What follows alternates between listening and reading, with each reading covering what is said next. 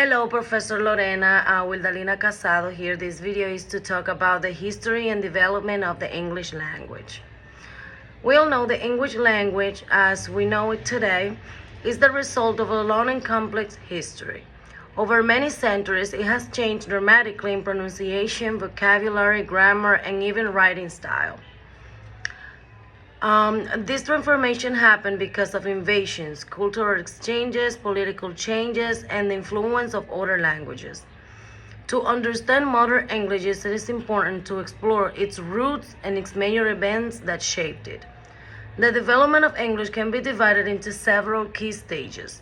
Old English, which is the influence of foreign languages, the Norman Conquest, the reestablishment of English, the Middle English and Renaissance period. And finally, the rise of modern English, which is what we have to disclose now. For Old English, the story of English begins with Old English spoken from around the 5th century to the mid-11th century. This early form of the language developed when three Germanic tribes, which are the Angles, the Saxons, and the Jutes, sailed across the North Sea from what is now Germany and Denmark. They invaded and settled in the British Isles after the fall of the Roman Empire. Old English looked and sounded very different from the English we know today. In fact, modern speakers would not understand it without studying it. The vocabulary was mostly Germanic. For example, words like house, bread, water, and women come directly from Old English. During this time, the language had very complex grammatical structure, with many endings on words that indicate gender, case, and number. Another important influence of Old English came from the Vikings, who arrived in the 8th century and 9th centuries. The Vikings spoke Old Norse, and their interaction with English-speaking communities introduced new words such as sky, egg, knife, and window. As a result, Old English became a mixture of Germanic and Norse elements, setting the foundation for future evolution. Foreign influences. Although Old English had a strong Germanic root, it also absorbed words from other languages. These foreign influences played an essential role in the growth of English vocabulary. One of the earliest influences came from Latin, introduced through Christian missionaries who arrived in the 7th century. Latin contributed religious vocabularies such as altar, angel, bishop, and monk. Many educational and scientific words also came from Latin. Later, the Vikings added many everyday words, especially related to farming, navigation, war, and daily activities. This mixture enriched the language and made it more flexible. Foreign influences continued throughout history, and they prepared English to absorb thousands of new words during the later periods. Now we have the Norman Conquest, which is part 3 and came after. One of the most significant turning points in the history of English was the Norman Conquest of 1066, when William the Conqueror from Normandy in northern France invaded England. He became king, and suddenly French became the language of the government, courts, education, and the upper class. Meanwhile, ordinary people continued to speak English. This situation created a powerful linguistic divide. For nearly 300 years, England was ruled by French-speaking nobles, and thousands of French words entered the English vocabulary. Words related to law, government, food, fashion, and culture came from French. For example, court, judge, beef, pork, beauty, color, and many others. English grammar also became simpler during this time because native speakers were in constant contact with French and had to communicate with people from different backgrounds. The complicated endings of Old English began to disappear, and word order became more fixed.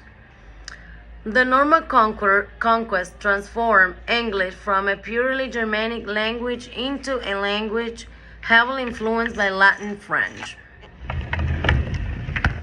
This combination created the beginnings of what we call Middle English. As point number 4, we have the reestablishment of English. Despite the dominance of French for almost 3 centuries, English slowly began to regain importance. Several social and political changes helped English rise again. One of the most important events was the loss of Normandy to France in 1204. After that, English nobles no longer had strong ties to France, so they began to see themselves as English rather than French. Another crucial factor was the Black Death in the 14th century, which killed a large part of the population.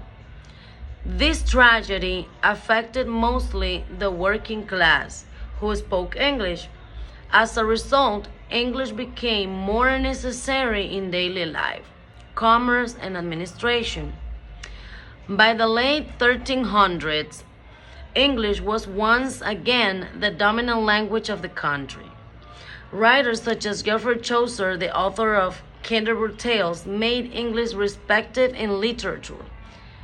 Schools began teaching in English again, and by 1425, English had replaced French in most official documents. This period marks the reestablishment of English, showing how a language can return to power even after being pushed aside for centuries. Middle English, the Middle English period, and the Renaissance. The period of Middle English lasted roughly from the 12th century to the 15th century. During this time, English continued evolving rapidly. Its grammar became much simpler and many new words came from French and Latin. For example, English gained pairs of words like freedom, Germanic, and liberty, which is French, or ask Germanic, and question, which is in French.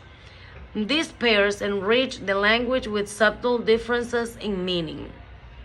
The invention of the printing press by William Caxton in 1476 helped establish spelling and grammar. Printed books became more common and literacy increased. More people began reading and English started to look more like the language we use today.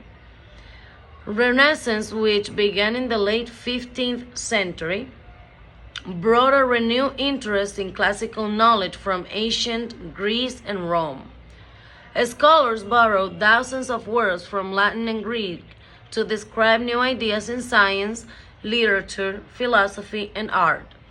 Words like biology, democracy, philosophy, and temperature entered the language during this time. Because of these cultural and intellectual changes, Middle English transitioned into early modern English, the language of Shakespeare.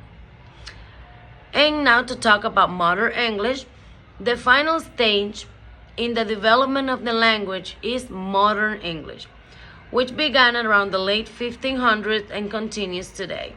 Early modern English was deeply influenced by Shakespeare and the King James Bible, both of which introduced new vocabulary, expressions, and literary styles. Shakespeare alone contributed hundreds of words and phrases still in use today, such as eyeball, lonely, hurry, and break the ice. Over time, English continued to expand. The British Empire took the language across the world from Africa to Asia, the Americas, and the Caribbean. Later, the rise of the United States as a global power further spread English in business, science, technology, and entertainment. Today, English is considered a global language spoken more than 1 billion people, either as first, second, or foreign language. It continues to change as it borrows words from other cultures and adapts to new technologies. Words like internet, software, smartphone, and emoji show how English keeps evolving in the modern world.